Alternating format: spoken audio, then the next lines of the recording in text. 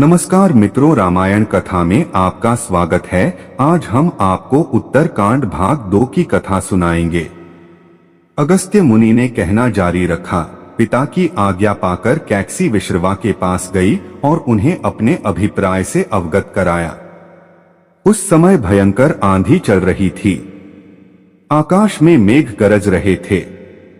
कैकसी का अभिप्राय जानकर विश्रवा ने कहा कि भद्रे, तुम इस कुबेला में आई हो।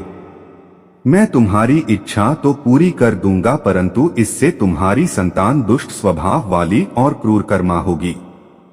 मुनि की बात सुनकर कैकसी उनके चरणों में गिर पड़ी और बोली कि भगवन, आप ब्रह्मवादी महात्मा हैं। आपसे मैं ऐसे दुराचारी संतान पाने की आशा नहीं करती। अतः आप मुझ पर कृपा करें। कैकसी के वचन सुनकर मुनि विश्रवा ने कहा कि अच्छा, तो तुम्हारा सबसे छोटा पुत्र सदाचारी और धर्मात्मा होगा। इस प्रकार कैकसी के 10 मुख वाले पुत्र का जन्म हुआ, जिसका नाम दशग्रीव रखा गया। उसके पश्चात कुंभकर्ण, शूर्पणखा और विभीषण के जन्म हुए। दशग्रीव और कुंभकर्ण अत्यंत दुष्ट थे, किंतु विभीषण धर्मात्मा प्रकृति का था। दशग्रीव ने अपने भाइयों सहित ब्रह्मा जी की तपस्या की। ब्रह्मा के प्रसन्न होने पर दशग्रीव ने मांगा कि मैं गरुड़, नाग, यक्ष, दैत्य, दानव, राक्षस तथा देवताओं के लिए अवध्य हो जाऊं। ब्रह्मा जी ने तथास्तु कहकर उसकी इच्छा पूरी कर दी। विभीषण ने धर्म में अविचल मति का और कुंभकर्ण ने वर्षों तक सोते रहने का वरदान पाया। फिर दशग्रीव ने लंका के राजा कुबेर को विवश किया कि वह लंका छोड़कर अपना राज्य उसे सौंप दे। अपने पिता विश्रवा के समझाने पर कुबेर ने लंका का परित्याग कर दिया और रावण अपनी सेना, भाइयों तथा सेवकों के साथ लंका में रहने लगा। लंका में जम जाने के बाद अपने बहन शूर्पणखा का विवाह कालका के पुत्र दानवराज विद्युविह्वा के साथ कर दिया। उसने स्वयं दिति के पुत्र मय की कन्या मंदोदरी से विवाह किया, जो हेमा नामक अप्सरा के गर्भ से उत्पन्न हुई थी। विरोचन कुमार बलि की पुत्री वज्रज्वला से कुंभकर्ण का और गंधर्वराज महात्मा शैलूष की कन्या सरमा से विभीषण का विवाह हुआ। कुछ समय पश्चात मंदोदरी ने मेघनाद को जन्म दिया, जो इंद्र को परास्त कर संसार में इंद्रजित के नाम से प्रसिद्ध हुआ। सत्ता के मद में रावण उच्छृंखल हो देवताओं, ऋषियों, यक्षों और गंधर्वों को नाना प्रकार से कष्ट देने लगा। एक बार उसने कुबेर पर चढ़ाई करके उसे युद्ध में पराजित कर दिया और अपनी विजय की स्मृति के रूप में कुबेर के पुष्पक विमान पर अधिकार कर लिया। उस विमान का वेग मन के समान तीव्र था। वह अपने ऊपर बैठे हुए लोगों की इच्छानुसार छोटा या बड़ा रूप धारण कर सकता था। विमान में मणि और सोने की सीढ़ियां बनी हुई थीं और तपाए हुए सोने के आसन बने हुए थे। उस विमान पर बैठकर जब वह शरवण नाम से प्रसिद्ध सरकंडों के विशाल वन से होकर जा रहा था, तो भगवान शंकर के पार्षद नंदीश्वर ने उसे रोकते हुए कहा कि दशग्रीव, इस वन में स्थित पर्वत पर भगवान शंकर क्रीड़ा करते हैं, इसलिए यहाँ सभी सुर, असुर, यक्ष आदि का आना निषिद्ध कर दिया गया है। नंदीश्वर के वचनों से क्रुद्ध होकर रावण विमान से उतरकर भगवान शंकर की ओर चला। उसे रोकने के लिए उससे थोड़ी दूर पर हाथ में शूल लिए नंदी दूसरे शिव की भांति खड़े हो गए। उनका मुख वानर जैसा था। उसे देखकर रावण ठहाका मारकर हंस पड़ा। इससे कुपित हो नंदी बोले कि दशानन, तुमने मेरे वानर रूप की अवहेलना की है, इसलिए तुम्हारे कुल का नाश करने के लिए मेरे ही समान पराक्रमी रूप और तेज से संपन्न वानर उत्पन्न होंगे।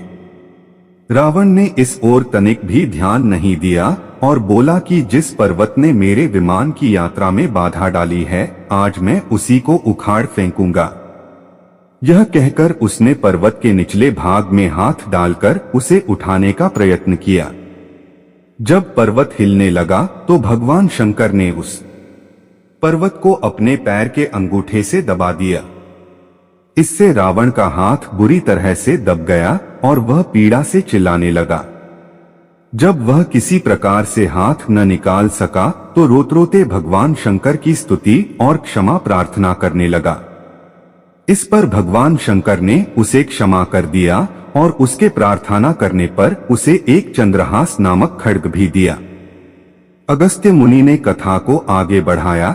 एक दिन हिमालय प्रदेश में भ्रमण करते हुए रावण ने ब्रह्मर्षि कुशध्वज की कन्या वेदवती को तपस्या करते देखा। वह उस पर मुग्ध हो गया और उसके पास आकर उसका परिचय तथा अविवाहित रहने का कारण पूछा। वेदवती ने अपने परिचय देने के पश्चात बताया कि मेरे पिता विष्णु से मेरा विवाह करना चाहते थे। इससे क्रुद्ध होकर मेरी कामना करने वाले दैत्यराज शंभु ने सोते में उनका वध कर दिया। उनके मरने पर मेरी माता भी दुखी होकर चिता में प्रविष्ट हो गई। तब से मैं अपने पिता के इच्छा पूरी करने के लिए भगवान विष्णु की तपस्या कर रही हूं। उन्हीं को मैंने अपना पति मान लिया है। पहले रावण ने वेदवती को बातों में फुसलाना चाहा, फिर उसने जबरदस्ती करने के लिए उसके केश पकड़ लिए। वेदवती ने एक ही झटके में पकड़े हुए केश काट डाले। फिर यह कहती हुई अग्नि में प्रविष्ट हो गई कि दुष्ट, तूने मेरा अपमान किया है। इस समय तो मैं यह शरीर त्याग रही हूं, परंतु तेरा विनाश करने के मैं अयोनिजा कन्या के रूप में जन्म लेकर किसी धर्मात्मा की पुत्री बनूंगी। अगले जन्म में वह कन्या कमल के रूप में उत्पन्न हुई। उस सुंदर कांति वाली कमल कन्या को एक दिन रावण अपने महलों में ले गया। उसे देखकर ज्योतिषियों ने कहा कि राजन, यदि यह कमल कन्या आपके घर में रही तो आपके और आपके कुल के विनाश का कारण बनेगी। यह सुनकर रावण ने उसे समुद्र में फेंक दिया।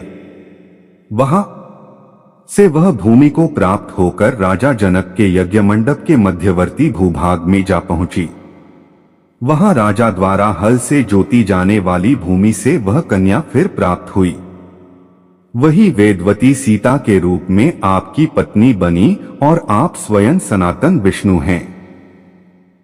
इस प्रकार आपके महान शत्रु रावण को वेदवती ने पहले ही अपने शाप से मार डाला। आप तो उसे मारने में केवल निमित्त मात्र थे। अनेक राजा महाराजाओं को पराजित करता हुआ दशग्रीव इक्ष्वाकु वंश के राजा अनर्ण्य के पास पहुंचा, जो अयोध्या पर राज्य करते थे। उसने उन्हें भी द्वंद्व युद्ध करने अथवा पराजय स्वीकार करने के लिए ललकारा।